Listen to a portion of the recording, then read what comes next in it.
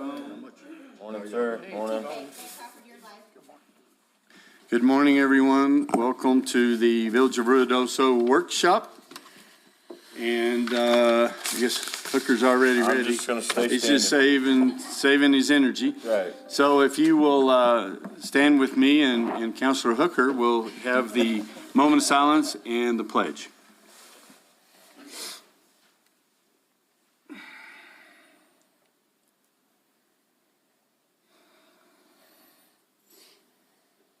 Pledge. I pledge allegiance to the flag of the United States of America and to the republic for which it stands, one nation, under God, indivisible, with liberty and justice for all. I salute the flag of the state of New Mexico, the Zia symbol of perfect friendship among united cultures. All right, that was great. How many more days you got, Joe? How about like just like, can you see the tape across the finish line? About 25 holes. Yeah, well, we're gonna miss you. So you got what, one more council meeting? Yes, sir. And, got a report from my wife this morning that Dad is way better, so. Good. We're all happy about that. So, anyway, welcome, and we are enjoying the visual of the new parking lot. Yes. It's almost finished. Oh, it's sweet. It comes all the way around. Sorry, I have to look Mayor and council, that puts pressure on T-Bone over there. He's gonna be our He's the stripe. striper guy. Yeah. No, he's. And I see you trimmed up the beard. I was kind of liking that. Yeah, yeah. Mama, is it you? Okay, well, you would know. So we appreciate everybody here. We'll go ahead and get started. I know everybody's got a busy day. We got a busy week, so we got a lot of stuff going on this week. So batten down the hatches. We'll start off with roll call, please, ma'am. Good morning, everyone. Mayor Crawford, Here. Councilor Eby. Here. Councilor Letterman, here. Councilor Salas, Here. Councilor Hooker, Here. Councilor Jackson. Here. And Councilor Corey. Here. Excellent. And so I think I sent out most of y'all the GRT report that we got, which was absolutely weird, but we're happy. And it's not from our retail businesses or hospitality, so we just need to still concentrate on business. And from everybody I talked to this last week was a smoker, that it was absolutely the best they had ever seen. They said that it was up, some cases, 25 and 30% over last year on Black Friday for the weekend. And so they just said everybody's attitude was really good and they were spending some money. So, Well, I got out on Friday and there were a lot of a people. lot of people. So, okay, item number one, discussion on the purchase of two Vermeer VX 50-800 gallon hydrovac trailers utilizing Sourcewell contract number 16371 from Vermeer Mountain West in the amount of $180,097.52. Good morning, Mayor, Council. As you know, during the McBride fire, the South Fork fire, we had two ditch witches, the 800-gallon tanks, 200-gallon freshwater tanks. Both of them have since Died. broke down. It's going to be probably a little over $12,000 to fix the one, and the other one's a little worse. We did rent these two. We have them in possession right now. They did take our rental off the actual list price of these. So that's what the total left is to purchase these. Where's your money coming from? So we have the $80,000 that we had left in the line item that after we purchased the trucks. And then we had some contingency through the water resource department. Okay. Is any of this stuff, no? Go ahead. I'll let Mike on the FEMA, but on the I can explain on the other. Okay. Good morning, Mayor and Council. So these items are in fact part of our reimbursement costs. So any costs that Adam has on these two items because they were used during the fire, we have submitted for reimbursement on those items. We're just waiting for the approval process to go through on what type of projects they are. Once that's done, they'll be submitted, but it will be part of a reimbursement piece. Purchase price? Yes. So there's a good chance we'll get our money back. In Mayor and Council, With the insurance, the insurance will do so much. It's inland marine is what the falls under. And so that wasn't an option. And then looking at other grant funding that we have, still was not looked into it. At this point, it's not eligible, but we'll continue to look. So, Okay. one Adam, way. oh, Go I'm ahead. sorry, Go ahead. Mayor. These trucks are the ones that you had people and you going along the neighborhoods, putting fires out? Yes, these were the actual trailer mounted ones. So we did use it for that and cleaning the drop inlets and of course the water leaks and stuff that we've had. But they're a vacuum and a water truck. And a water truck, yes. So like the big vac truck that we have that you see down here at the corner? Yep, but it's on, these are About on a once or trailer. twice a week? Okay, it's on trailer. Okay. And that one that you did have, that old ditch witch, 2 years ago, it was about dead. Yep. That was when we were out there at Elevate all the time. Thank God we got that job finished. Anybody have any questions? I do, Mayor. So when you rented them, they were new equipment or is this used equipment? No, they're brand new Okay, equipment. so we were the first users of it. First users, and when we do purchase it, when we give them the PO, they will take each of them back and go through them completely, and, it'll be. That kind of leads up to so when does the warranty last or I believe it's a 1-year warranty, only a 1-year warranty on these, but would it'll. it start at the rental time or when we purchase time? Purchase it. Okay, So they'll certify them after we buy them, and then Okay. it'll start then. good. Excellent. Okay. Where do you want I consent. it? Consent? Everybody good? Yes. Good. Okay. Item number 2 Uh, is discussion on, is that where you want to go? No, we'll have you come back out. Okay. Well, I can jump to whatever we got if we need It's to. gonna be, we have some other ones that we don't have here that just came up, and we'll put those at the end. Okay. On EMS fund application for the Ruidoso Fire Department in the amount of $100,850. Good morning there. Look at him. He's he's not nervous anymore at all. No, not really. He's like, got these suckers right where I want them. Phone to my So. mouth. Good morning, Mayor, Council. Good morning. Morning. So this is our annual EMS fund, is all it is. We're going to be going into the state. There is a typo that I have on it. It should be 100,995. 995, okay. Okay, let's get that checked. But yeah, this is what we request from the state, and hopefully they acknowledge it and give us the same amount. What did we do last year? Do you remember? That number right there is what we Same did last number? year. Yes, Mr. Mayor, so last year, the legislative upped the Upped it, EMS yeah. funding from, because we were getting about 18,000 a year. Yeah. They upped it across the state, so we end up with 100,000, and that's gonna be our annual. Now, does this pay for the meds and stuff that go on the EMS? Medicine, and Equipment, whatnot? training, everything that we do, yes, sir. Okay. Any questions? No. Okay, thank you. You want consent, regular? Consent. Okay. Thank you. Okay, here we go. Michael, is that you? Presentation, you and Alex? Presentation of economic development tools?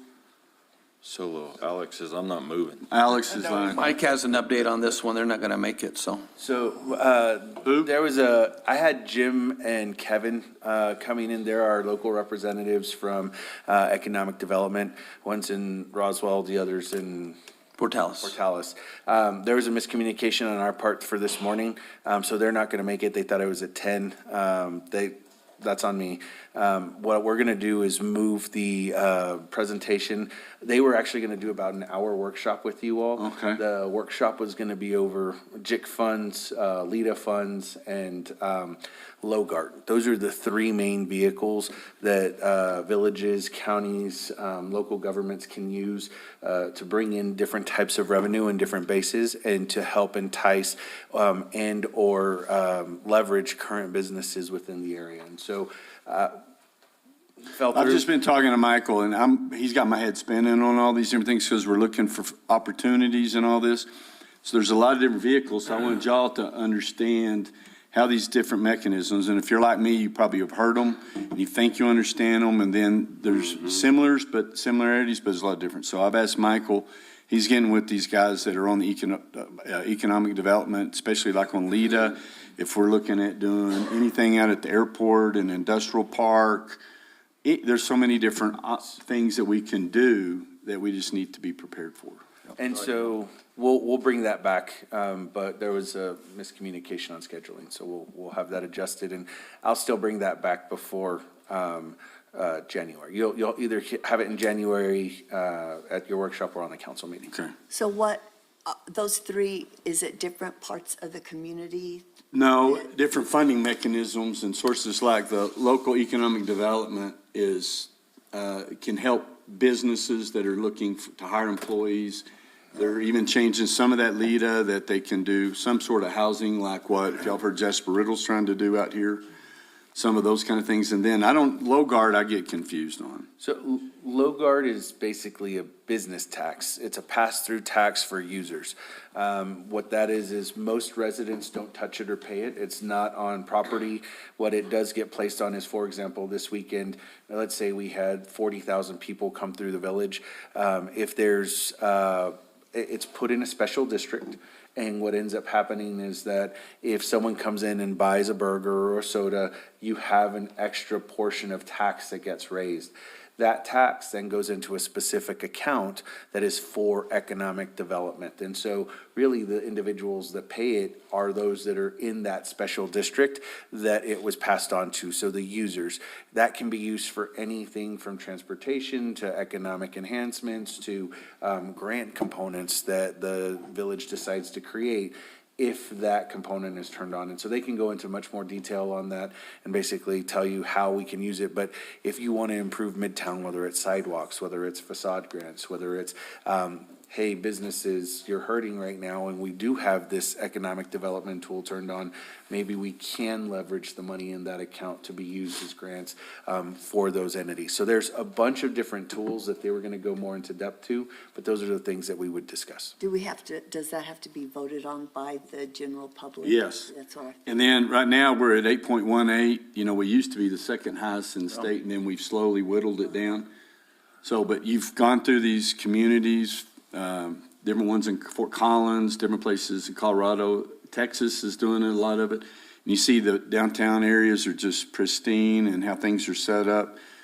And that's one of the tools that they use so that we can do other things down there. Well, I would just say if we could get representatives from the chamber, RMA, if these Yeah. guys are going to be talking, Yes. reach out and invite them in. Yep. So we've been having different conversations with those individuals. That's one of the main reasons, outside of talking to the mayor, we've been talking to those leaders within the community about different tools that they want turned on, being able to participate with the Main Street program in a bigger way. How do they turn on things like the Blocks program, which enhances community blocks within the area for redevelopment. Money's needed for those. And so these kinds of things go to feed those types of programs. And once we did that, we kind of show a bigger approach to those. But yes, Chamber, RMA, most of those entities, I've at least had conversations with their executive directors, so. And you wouldn't believe what they're coming back up. Remember during COVID, we were talking about a traffic diet to try to get stuff. These people are coming back with that, saying, well, that would be something that we could look into. So there was actually a community member that sent me 3 or 4 texts from Facebook posts. And they said, you need to show this to mayor and council. And what they are is it's basically, you know, great time in Ruidoso, but y'all need more parking. Please help Midtown out by having more parking. And I was like, I'm just gonna let y'all know this isn't me. This was what they said. It was packed. I mean, we were walking up and down with our family, and I think I parked 2 streets over on Wingfield just to go ice skating. So it was interesting to see. But those are things that we would bring back with the feasibility study from the parking garage that we already have, showing the Wingfield master plans, previous alignments. And there has been discussion from those members like the Chamber and like Midtown Association that have come back and said, well, what happens if we have a busy time and we close the street down and then you move out gates onto like the second part of the road so that you only have 2 streets and then we can put patios out? Multiple people have asked us about that. And I said, well, you realize the council almost got shot over all of that a couple years back. And they said, well, how are we supposed to take care of all of the business members right now, or all of the, how are we supposed to take care of all of the customers that are coming in if our stores are full? And so, and even I was talking to Tom Dorgan this weekend, and completely separate, but he said, there's only so much capacity I have. unless we grow or enhance, it doesn't matter if we have 50,000 or 100,000. We can only push through X amount of people. So unless we allow for more development or more areas for them to stop or whatever the case is, we're gonna miss it. It doesn't, people are gonna be waiting in lines, we're gonna have to turn people away. So I said, let me make sure we get these tools to council first and then see what direction they wanna go, so. But one thing, on Friday, I come out of a store and here comes a fire truck. Not the big one, but the little, like I'm going to a medical situation. The two sides, I mean, it was packed. And trying to get through that crowd to go to that medical procedure, which was on Eagle. And so, that's one of the things that we had to look at is, what about your emergency vehicles? How are they going to get through? And those are all enhancements that we would look at as part of traffic development. There's actually, I didn't know this, but there was actually 2 plans on the realignments for distribution of emergency vehicles. I don't know if the chiefs have seen them or anything else. They were a couple years back. But I was kind of surprised, and that's what most general communities do that have their main streets on these major roads. They create diversion areas. And so those diversion areas, let's say you do have a response on the area that's packed, they have a back road that they shoot down quickly and they have quick access. And so those are things that wouldn't come for years. You'd have to plan them, you'd have to make sure that they're outlined correctly. But if you ever need the money, those tools at least allow you to do those projects 5-10 years in the future. And even like Moon Mountain that we talked about and all of that. So anyway, it's a good conversation to have, just some good education. Okay, thanks. So Michael, I was gonna ask, how large of a tax are you talking about? So that's, those are kinds of things I wanted them to get into. There's incremental, there's a max that can be turned on. But again, there's a process that you would have to go through it. And ultimately, it would be up to the council and what they would like to take back. But I think that's determined by the types of projects you would want and in what kind of time frame you would want it in. If, and I'm just making this up, but let's say you're talking about parking and you want a parking garage in 2 years. Well, if you don't have a fund or a matching fund for a grant or a partnership fund for a private-public partnership, we couldn't do it. But if you wanted to raise X amount of dollars in X amount of years, you can figure out, this is what I think we need, we'll turn it on, and this is what we're gonna go after. But if that's something the council doesn't want, and it's like, no, we just want it for small incentive grants every year to help offset labor wages, I'm making that up. But let's say you decide to do that, and it's a smaller portion, instead of 5 million, it may be 650,000. Well, those are things that you can turn on annually. And so it's controlled. It's just dependent on the direction that council wants to go ultimately and what those projects look like. And those are things that we would have discussions on from a planning perspective. So, then the max is determined by the community or what? The max is determined by the ordinance itself. So it tells you, you're allowed to use only so much. You can start here and end here. So it's a, blanking on how to describe it, but basically there's an amount that's allowed for economic development. And then they can say, do you want this or do you not want this on top of your current GRT? And if you do, you control the amount and say, this is what we think we're gonna turn on.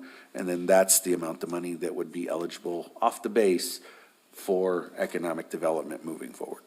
So you mentioned GRT, so that's all-encompassing GRT for everything? Good In that business services? district. In that specific district. So yes, as the mayor mentioned, let's say we want it to mirror the MRA, because the MRA is the district that you actually want to improve. Well, you could draw that exact same district, use the exact same MRA and say, anything generated in this MRA, we are now going to use those funds to either rehabilitate dilapidated properties. 1% or So any money raised then has to be spent within that within district? that district. within that district, like a TID, It's like a TID. Yes, sir. TID. You know, it's very similar to that, but it's still somewhat different. Is that a different entity on the TID? So it's a different use, but also does something similar. It's a tax increment district. That's based off of your initial base as well. Right. But those are those kinds of discussions that I would like to have with council in general. And there's a list. It's not just those 3 or 4 items. There's probably about 20 different tools out there that exist that would be able to be utilized if council decided to look at them and want to move forward on them. If it was something that we did, they would discuss, let's say you have a question, what is the max amount? How long would it take? What are we looking to recoup? Those are the types of engagement questions I would like to be able to answer for you. This is me answering high level based on what we've read and what we know. These gentlemen should be able to come in and say, this is X, Y, and Z, this is what it looks like, and kind of move you all forward if you would want to. And Mayor and Council, we can also bring in George Williford, our financial advisor, and Chris Muirhead, because they've worked on these before. And Judy, we have an increment, but it's got to go to the voters for the economic development. What's it, 1/16 or the 1/8? Do you remember? We still have an increment there, but that has to go to the voters for economic development. So just one more question on that then, because you mentioned that it would be passed by referendum, so that would be including all the residents of Ruidoso voting on that particular Yeah. tax for that district. Yes.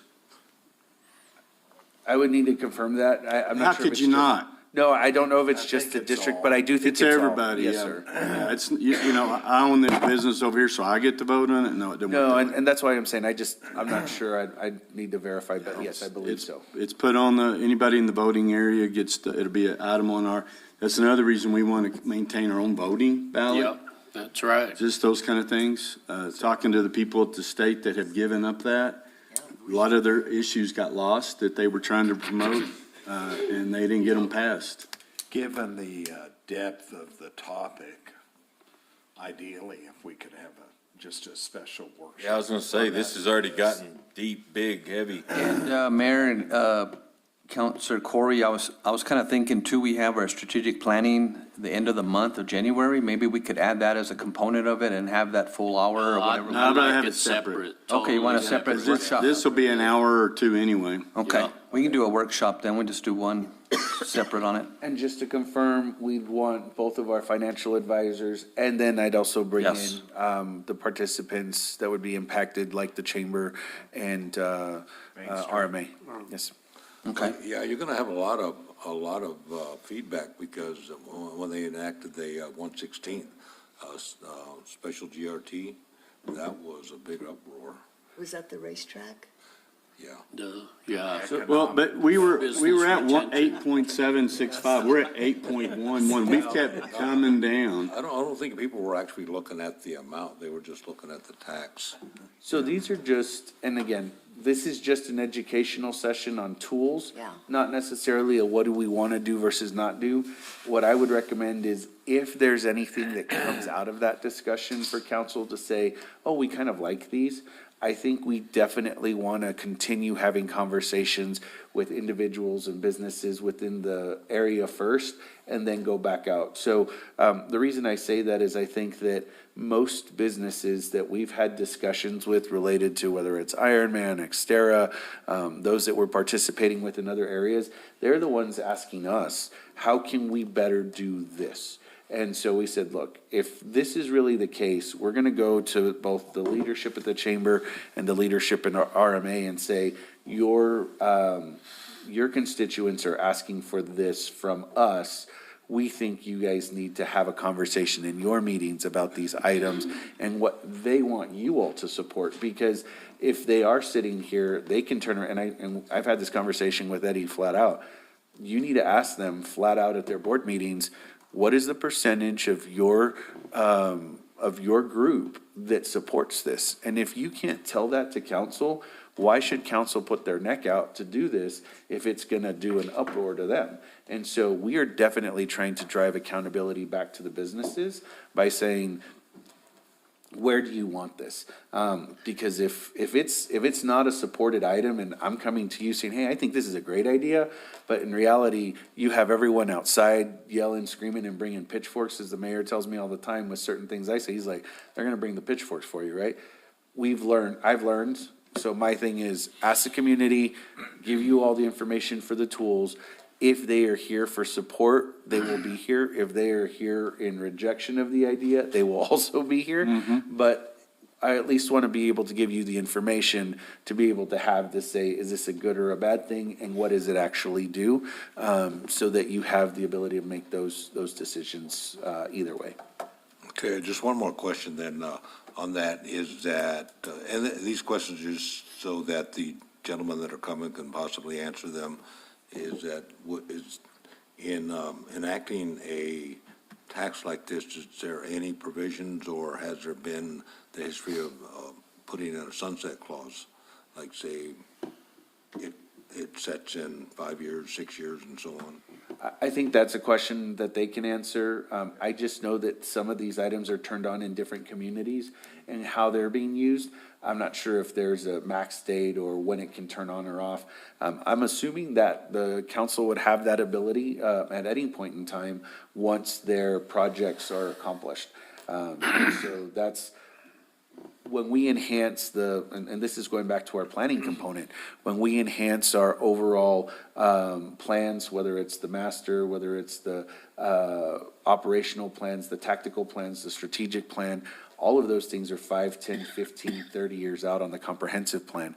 And so if those are still your all policy objectives, as we're doing the planning component, my recommendation, and as I would to anybody, is if you need money to do these where we didn't have money before, an alternative to finding other than general fund and allowing users that come into the community and not our own taxpayers to do this would be that. That's all it would be. And so my suggestion is if you are gonna put an ND, if we adopted it and it was voted on, if there was a timetable, I would recommend a timetable that matches achieving the goals of those plans so that it stops after everything is complete, not so that it just ends in the middle and suddenly you're looking for funding for another project that we said we would accomplish 5 years down the road. That's how I would align it, but we can definitely verify whether there's sunset clauses on them. Anything else? Thank you, Michael. Thank you. Okay, Thank you, Mike. thank you. Item number, you want, so you're gonna just take this off and we'll put it on A different, we'll just Get get a workshop going for and that. then- Item number 4, discussion and award of RFP 2025-003P to Hub International for insurance broker services. You had quite a few people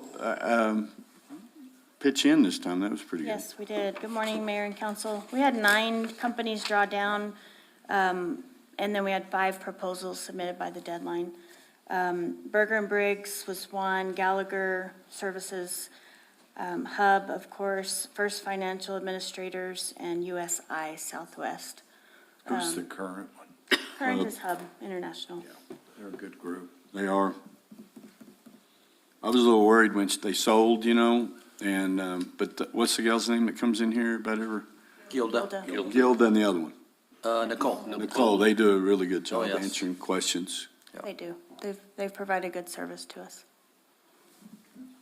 Any questions on that? This is the first time I've seen the contract. It's the same one as before, I think. And Mr. Mayor, it looked like when you looked at the scoring on items 2, 3, 4, and 5, they were head and shoulders above everyone else. So it wasn't even a close match, yeah. Yeah. And you've been happy with them in the past? Absolutely. Mayor, Counselor, they're always available to us by phone. They come down once a month for monthly meetings. Employees can reach out to them by email or phone, and they're always available answering questions on billing or coverage or whatever it may be. So they're always there when we need them. And when you have folks that have a difficulty, they're able to mitigate that fairly quickly for you as well? Yes, sir. Yes, sir. I've And used them they've only improved over, through the years. They've, a couple years ago, provided us an online portal for employees to go on and do their open enrollment, and then new employees are enrolled through there, and so on. So it's only improved over time. Thank you. Thank you. Consent. Okay, consent? Consent. Okay, consent. Item number 5, discussion on adoption of resolution 2025-01, establishing an annual schedule of governing body and boards and commissions meetings and determining reasonable notice of public hearings. Who's that? That's Jenny. That would be me. Mayor and council, this is the annual Open Meetings Act resolution that we're required to adopt, declaring reasonable notice of all our meetings, and then I've included the calendar that you all like to refer to at the very end of the regular meeting notices. My question to you, Jenny, and all the boards and committees and stuff, they've agreed to these dates and times suggested? Correct. That information came from them, and then at their meetings, their first meeting of the year, they adopt the same resolution. It's not as lengthy as mine. It's just pertaining to their board commission. Right. Yes, sir. Consent? Okay, Well, I was gonna just ask on number 3, where on the emergency meetings, because it says, a meeting of a quorum of members of the board, does that need to be governing body? quorum of the board. Mayor Crawford, Counselor Eby, I'll look at that, but it could be, I thank you for clarifying. That's on number 3? Yes. Okay, I'll For look at that. emergency meetings? Okay, I will. There have been one time to call an emergency meeting for Parks and Rec Commission. So, I mean, that I recalled back, that it was within a 24-hour meeting for their input, so we could make the deadline for the regular council meeting that they had their approval of. So I I guess think it you'll was look the at it, see White if it Mountain needs to be, project. governing body or board. Or Correct. board. So I can do that. but, I mean, I've never heard of any other board or committee calling an emergency meeting. No, that would just be a special. It would be a special, but there was that one time for there. And if I may, Mayor, since I got on the council, I was an advocate to always have early meetings. And I've been pushing, when we first come, because I believe it was at 6:30 at night, when I was on council, and then it moved up to 5:30, because you served when it was 6:30 at night, huh? Yeah, that was going, then it went to 5:30, and then 3:30, because of Hardeman. Hardeman was a teacher, so they said, oh, after that, and then I think when Batten got in, we got it to 1 o'clock. So you know where I'm going with this. I'm gonna go to 8 o'clock, huh? Yeah, I mean, or at least 9 o'clock, that's there. But anyway, that's just me. I mean, I served on state boards and commissions. We've all met at 8 o'clock. Anyway, I'm just thinking out loud. I love it. But, yeah, I know the staff would love it, because if they go past, if we go back to, I'll be honest on this, if we go back to 6:30 at night, these guys wouldn't be sitting out there. It's overtime, bro. Yeah, but that's there. They go, well, they won't be sitting there. So, Any of them. Overtime. but anyway, I just thought I'd throw that out there for discussion. Okay. Anything else on Mayor, that we one? have a couple other items. I have Cheryl Well, I first. still got this other stuff over here. Irregular. Consent. Consent. Thank you. Okay. Well, are we going to talk about that? If it's consent, we won't talk about that. We can move it back to regular, it's up to the So you're mayor, talking about moving the meeting from 1 o'clock to 8 o'clock? to 9 o'clock. To 9 o'clock. Mr. Mayor, and I appreciate what Rifle has to say. I'm wondering, though, about how accessible that'll be to people who actually come here for those individual discussion items that are hot ticket items for them. I can tell you in the elderly population, getting up before 7 is just probably not going to happen, and getting here by 9 will probably be a real difficulty. And I don't think we should put blockades in that. And I don't know, I'd like some feedback from the different departments too about, at least in the days that I can remember working, that my golden hour was between 8 and 9. After that, it was just a free-for-all. Right. And I wonder how disruptive that would be to everyone, that it has different departments that are working out there. And that would be my only comment. Thank you. So what do you want to do? Do you want to discuss it, put it on as a regular item or consent? I think if you're gonna talk about changing the time, that you probably need to. Well, it has to be on regular item. Well, I just mean, I think that you need to give the public a little bit of time to digest it and to give some feedback, because when it was moved from 5:30 to 1, there was a lot of feedback that now you're eliminating a lot of the public, that we can't make it, we're working, blah, blah, blah. And there was a lot of feedback at that time. But there's gonna be a lot of disagreement. Nobody still Now, showed up. I'm gonna say, yeah, I know. even then, and now you have it live streamed, YouTube, Quizimodo, whatever, you can get on there and look at all Well, kinds of things. if you put it under regular, that We- discussion. Yeah, you Yeah, can we have can it. discuss it and Discussion, go and we'll there be and stuff. putting it out on the, on the website and talking about the agenda items. I mean, we've done everything we can possibly do to make it as convenient as possible. And still have people that are gonna not like the time, so. I think we just put it on regular and have a discussion. So y'all good with that? That'll work for Yes. me. Okay, we'll go to regular. Next, under mayor reports, new employees and promotions. We're gonna have some promotions from the fire department. Okay, and possibly some new employees.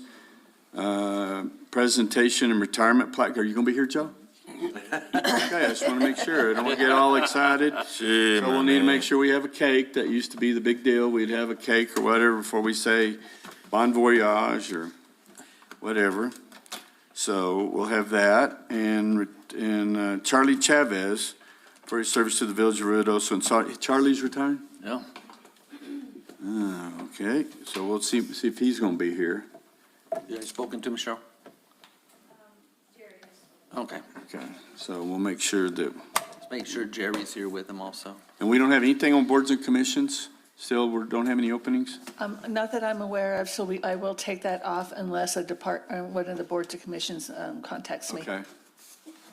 Okay. And then we'll have the manager's report. Is there anything specific? I was going to have Ashley give just an update on the lead and copper ruling and all that, and just the plan moving forward with it. She has a really good information on that. So, Did anybody get a lot of calls on that? Oh, yeah. Yeah. Yeah, we blew that deal. And so we just, no matter, there's just so many things going on, we missed that one. We didn't get it out early enough, but. Lesson learned. Yeah, boy, howdy. Then we'll have public hearing on ordinance authorizing the issuance of the Village of Ruidoso, New Mexico General Bonds, Series 2024, aggregate principal of 1.5 for the purpose to enlarge, improve, and/or extend water production and distribution components. And that will be payable from ad valorem taxes levied on all taxable property within the village. Okay? okay, Chris Muirhead will be here for that, so. And I may have told you, when I went to the National League of Cities, I was amazed. Everybody had maxed out their property tax, all these other states, and they couldn't raise revenue. That's how their cities made their money. They weren't doing it off GRT, that went somewhere else. Or, they didn't call it GRT, sales tax. And so I think that actually we're kind of ahead in one category there. So that worked out real good for us. So, and we were low compared to all of those. Okay, what else do we have? Cheryl, I'll have Cheryl first and then Adam. Mayor and council, we'll be bringing a resolution to discuss policy change for Chapter 16, Section 7, dress code and appearance, just to provide a guideline for That's a slippery slope. appropriate dress. It's nothing drastic, it's nothing unreasonable, but it is going to provide a guide for what is appropriate and what is not. I think it's great. We had Dina, our attorney, she reviewed it and made some, Cheryl worked on it, so. Like what Cheryl, are you, under your, Mr. Mayor, Cheryl, under your current policies, is there a date set, like a Friday, where you can dress easy or jeans are allowed, or is that even a part? It's not even that strict. No. Yeah. It's like if you got it, keep it tight, keep it hid, wash it. Yeah. So, You know, I mean, let's just be freaking honest here. I mean, people have gotten so lackadaisical Are they about falling what out they of- wear. It's like, are they still in bed or is that their clothes for today? You know, Oh. and do you really need that showing there? so equipment malfunctions are out. Yeah. Yes. it's been very interesting for me, I mean, because I come from the bank, very conservative, where you had to wear hose, no tattoos could show, You know, them days are no long gone. rings everywhere. I mean, and it was quite a shock. Mayor and council, we, we're pretty, we talked about this yesterday, we're pretty casual. The villages, we work hard and employees are on their feet a lot, walking, sitting a lot. But there is still, so we do allow jeans, but there still has to be a guideline on other attire that is appropriate or So not. midriffs are out. Correct. And tattoos do they have to be covered, or? No, sir. Okay. And then the other one was, sometimes they, at least at the hospital, they would allow jerseys on game days. You know, if you had a favorite team that was coming in, is that allowed, or? Mayor, counselor, the village manager will have, the opportunity to approve days like that. It just depends on if I like the team or not. Yeah, right. Saw that coming. Well, I think Kansas City Randy would be Chiefs. really happy with his team right now. Oh, yeah. Yeah. So. Oh. So, all right. Thank you. Thank you. Anything else? Adam?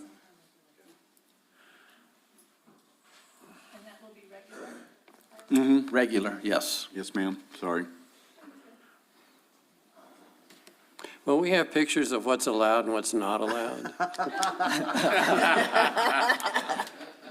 I mean, in the face of interest only, but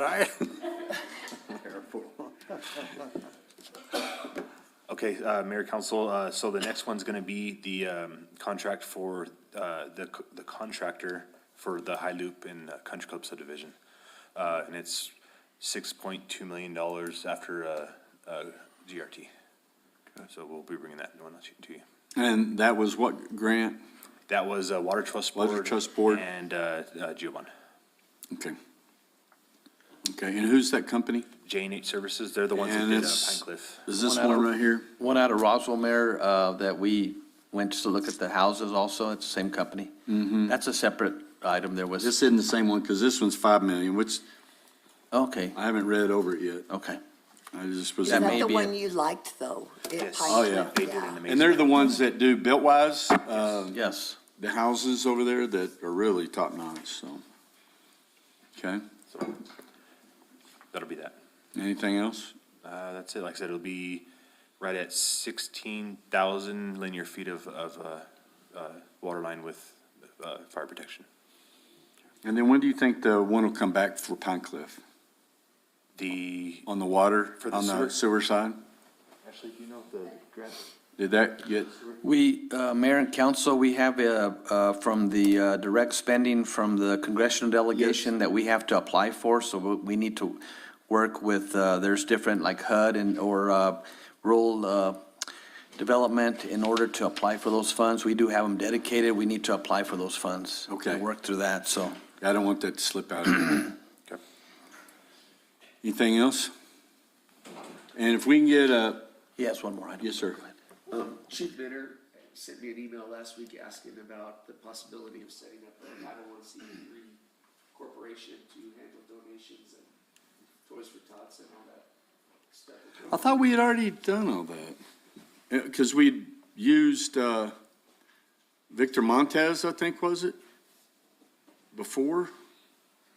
But I thought we'd done that. We I had. don't know, my understanding was that there wasn't, there hasn't been a 501c3 set up yet, and it was gonna be for receiving the donations pertaining to Cops for Kids, CPA, any of those items where we receive donations where we can kind of put them all in one place and keep track of them. So my understanding was it never was done or hadn't been done yet. So I was just trying to move forward with that to be able to start pulling in some of those money, especially now since we're starting to ask for those monies again. We won't have it done for this year, but going forward, we can start those donations throughout the year. Chief, have you talked to the Community Foundation of Lincoln County? I have not. Okay, because they can be a vehicle without having to establish. I got some people that won't do that. They They give it directly to the police department. They want nobody to know they're doing it. $25,000 for bulletproof vests, that kind of stuff because I've tried to talk to them about that before and they said, no, and how did you find out? And I said, well, the chief told me you did it again. So they want it. They want it Still under like, the they don't want radar. nobody else to know, and I've had that brought up a couple of times on the economic development package that we're working, sending money through the community foundation. Yeah. They're like, I wish you had your own mechanism instead of going through that. See, the museum, we just got our 501. yes, and then we will put money into the foundation to make money. But we had to get that first. So Zach, who administers the 501? The village? That's my thinking. I haven't really thought it all the way out. I'm glad you said that. But we have our own board. Yeah.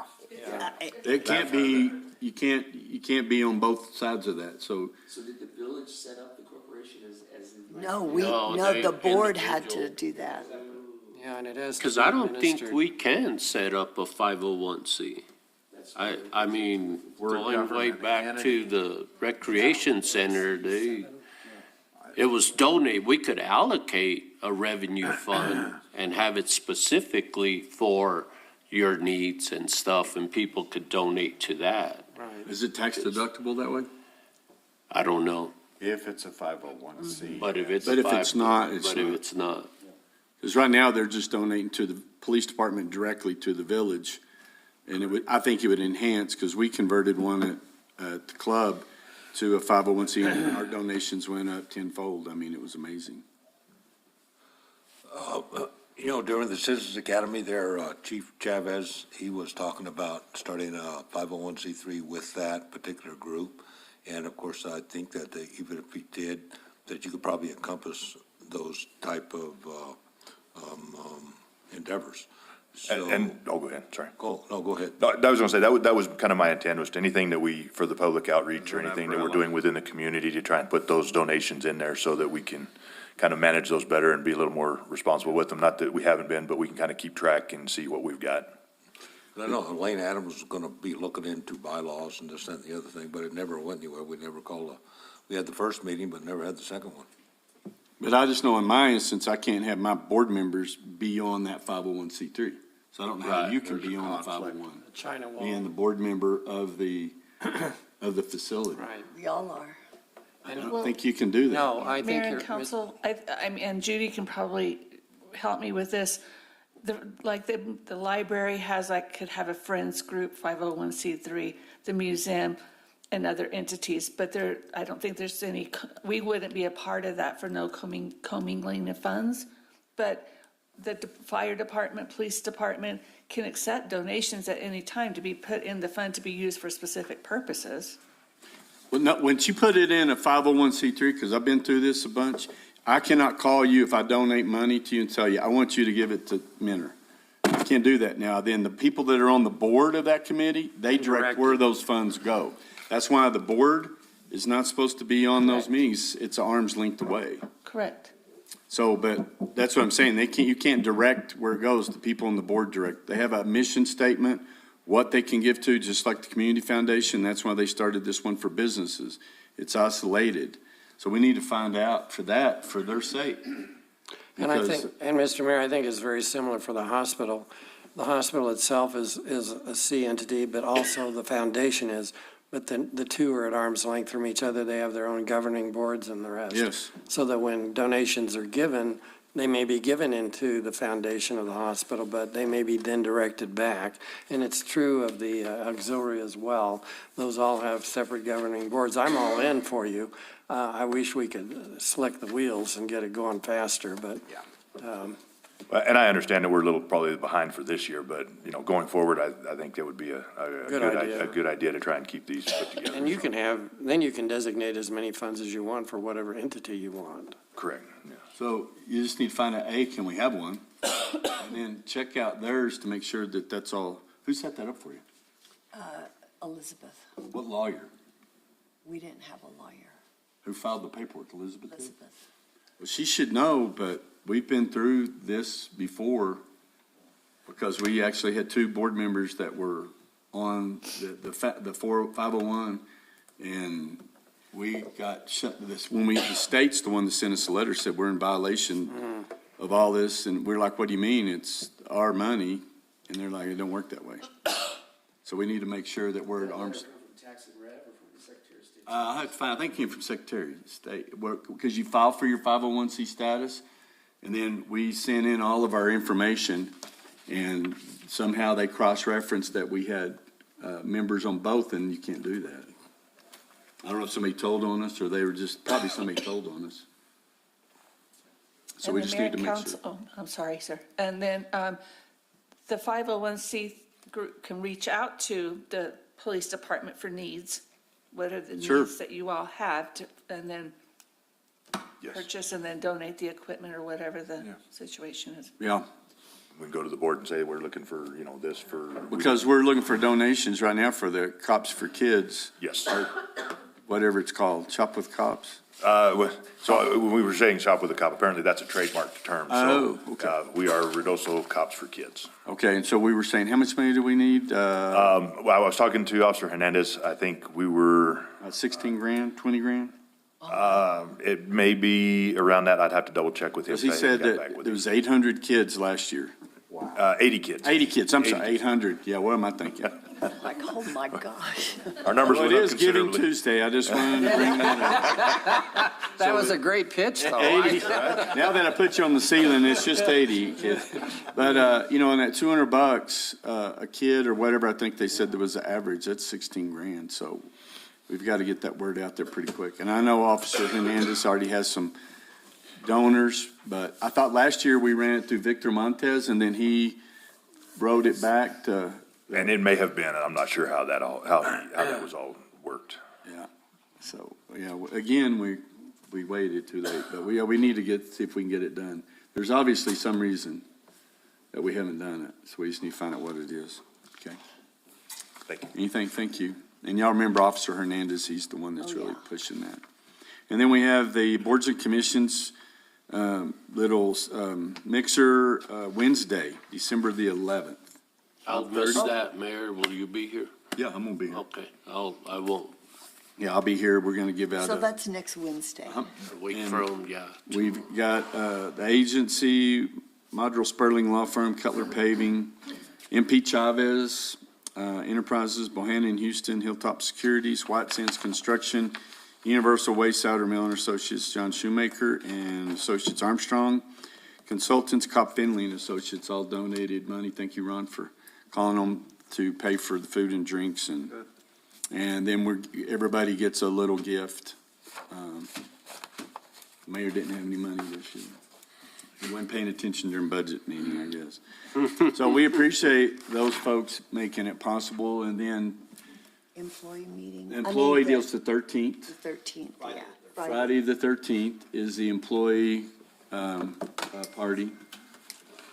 And then we have the parade this Thursday, Saturday? Saturday. What's this Thursday? Christmas Oh, Christmas tree lighting with a real official switch, not just a wish switch. Yeah, we'll see. Don't knock yourself out, you know. But, so we have the Christmas tree lighting, we have the parade on Saturday. And so Chief has already got everybody set up on traffic control, I think. You're gonna close the streets at what time? I believe they're going to close it at 5. So we need to let everybody know. And we've already given that information to Gary, so she can post it on social media. Okay. We gotta make sure we get that out there. What time is that tree lighting? Six. Dusk 30? Dusk? 6 o'clock. I mean dusk, Facility. dark 30, huh? Facility. Fasoli's at 3:30. Mayor, any of the council Okay. Commander's trophy of the line. Y'all have some throwing stuff? Okay, good. Anything else? Tuesday, can we get an update On the links, yeah, Zach, Tuesday, give us an update on the links, and then we need to find out, I don't see any work getting started. I've seen some trucks driving around on the property over on Meacham for the apartment complex. 1603. You all met this morning, right? Did you, okay. Y'all want to hear it now? Sure. Okay. And 603 too. And 603, because I've been going over, I ain't seen any action. They're up on top. Up on the top finishing. Back section, I saw them the other day. So they were up, they weren't. Turn yourself on there, buddy. Sorry. This chair feels different. They weren't out there last week just because of the holiday. They came on a Monday, and then they restarted up this past Monday, or actually over the weekend. The brick setter was out doing the foundations on the last house that was set. They are hoping to have one home in by today, so the mover of the homes canceled twice on them to bring the homes out. When they came out to 603, they said that the ground was too soft and too muddy, and so that they wouldn't bring the homes through the area. That has dried out completely, so they're gonna try and get, for sure, one home in by Wednesday. They are gonna try to have the other two homes here by Friday.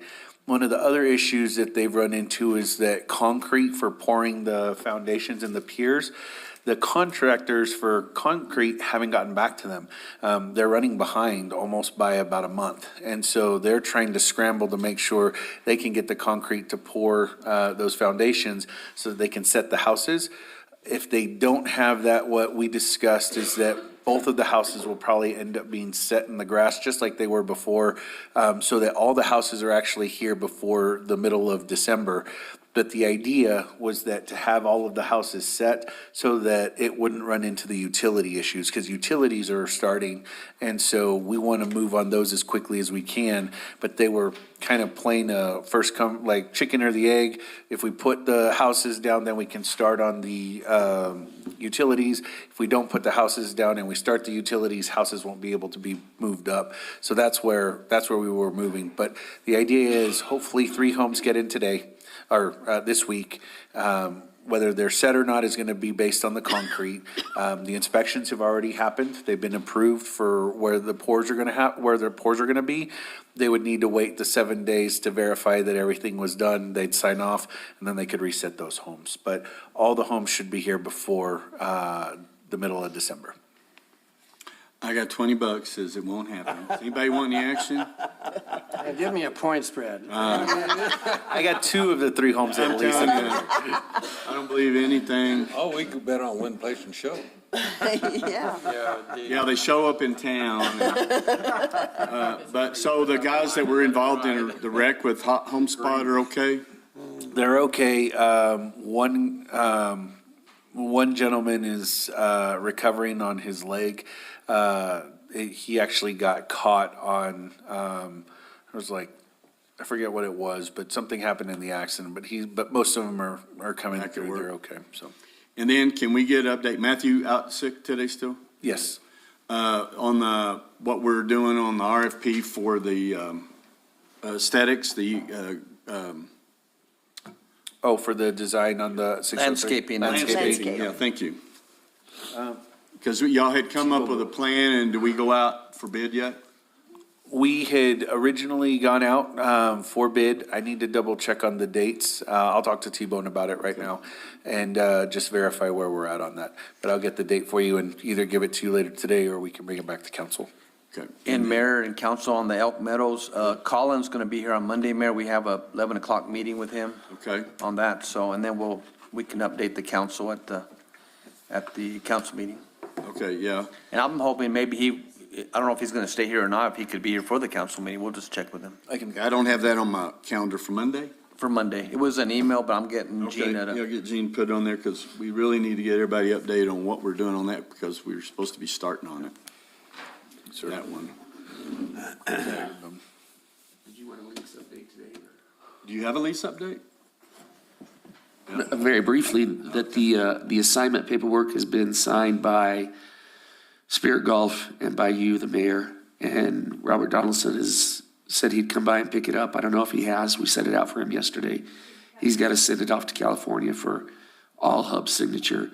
What you guys in the council you guys in the public can expect is what I believe will be a very seamless change of hands. I've been in touch. Todd Behringer is the principal for Spirit Golf. He's stayed in touch with me. He's been up here several times in the last couple of weeks, getting all those employees switched over to Spirit Golf, getting whatever paperwork needs to sign for the equipment and everything else, getting their computer system set up and everything else. So day one, January 1st, it'll just switch hands. And So Zach, is All Hub still technically running it? until December 31st. I haven't seen many golfers out there. I don't know. Counselor Solis and I talked about it yesterday, and I think at the beginning, and I don't know, but I would think what will happen is a very seamless handoff. And then they'll start working on the improvements, and we'll have to start negotiating with them on, what kind of improvements they're going to make. And I believe, based on my conversations with Todd Behringer, that their intent is to get moving and improving that golf course a lot for the public. And we confirmed the procurement process. Yes. We did. We talked to Monasley and what was the other guy's name? It's doing the Paul league. Kipper, who Yeah. was an attorney for the league, and he longtime in-house counsel for DFA, and I explained to him what we were doing. What he did, his advice to me was get the new contract negotiated and executed as soon as possible.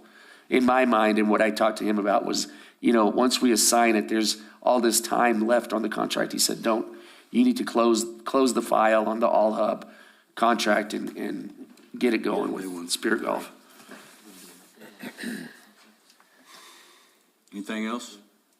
I wanted Zach to give an update on the airport. Are you talking about the leases? Yes, the lease. Oh, yeah, y'all heard about this. No.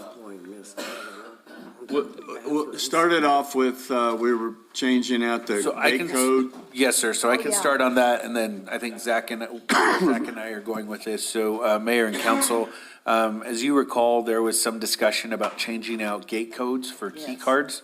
And so when Lee came back and brought the process back to you on how we would do that, it was one for the actual leasee that we have on contract, and then a second gate card for anyone that they needed, whether it was spouse or user or whatever the case may have been, for the hangars as well.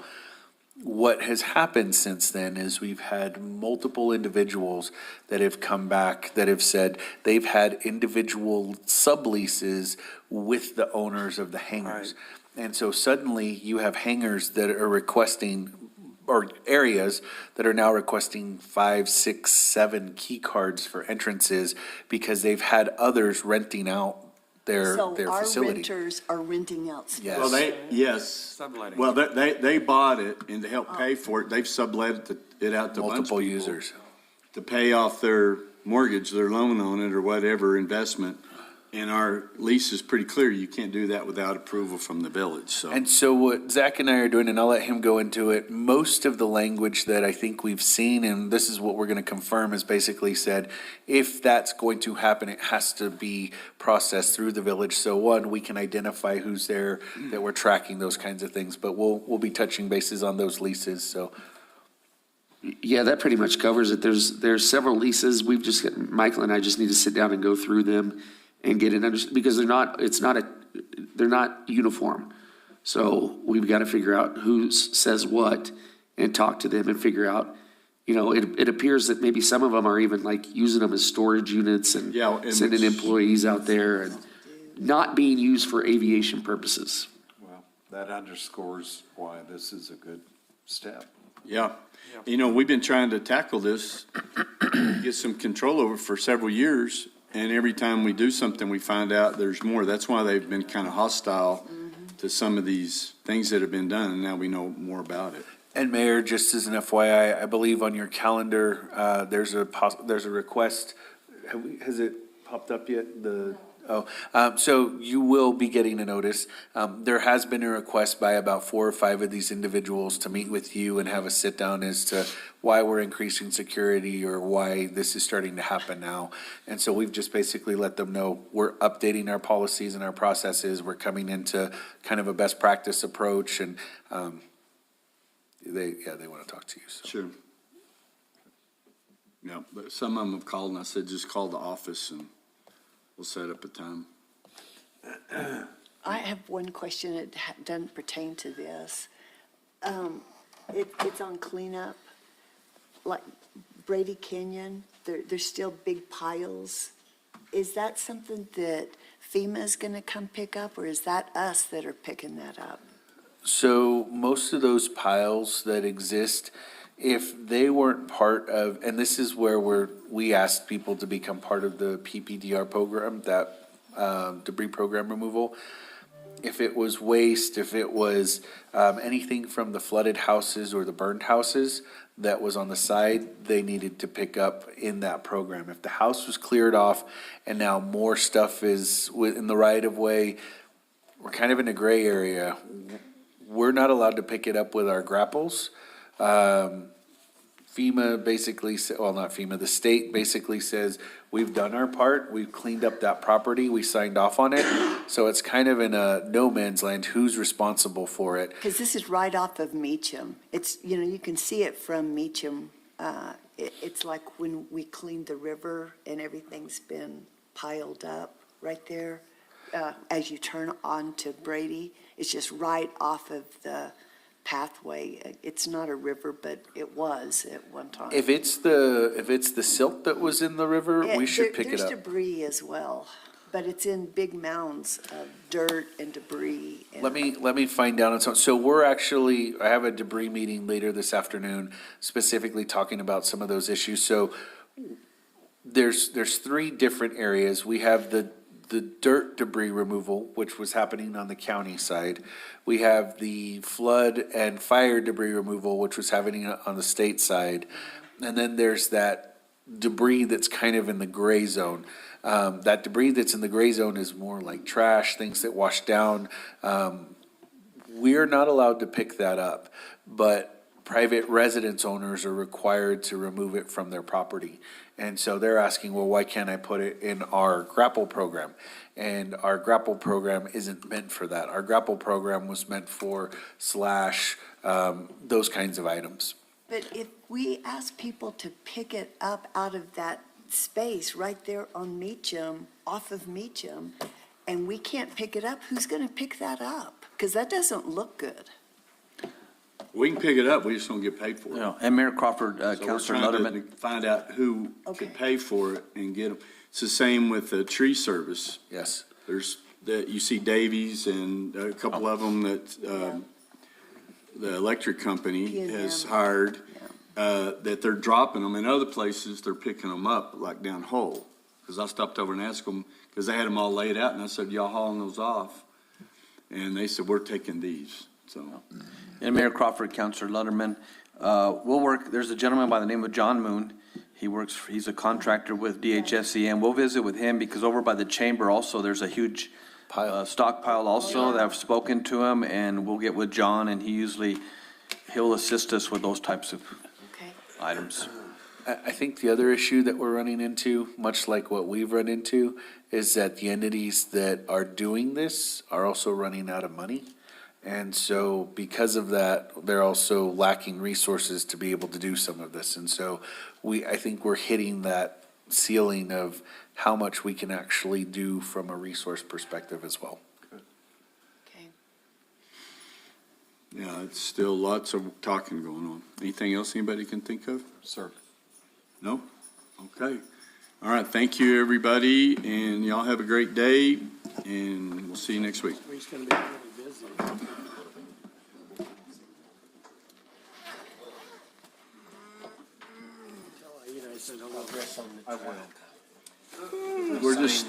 We're still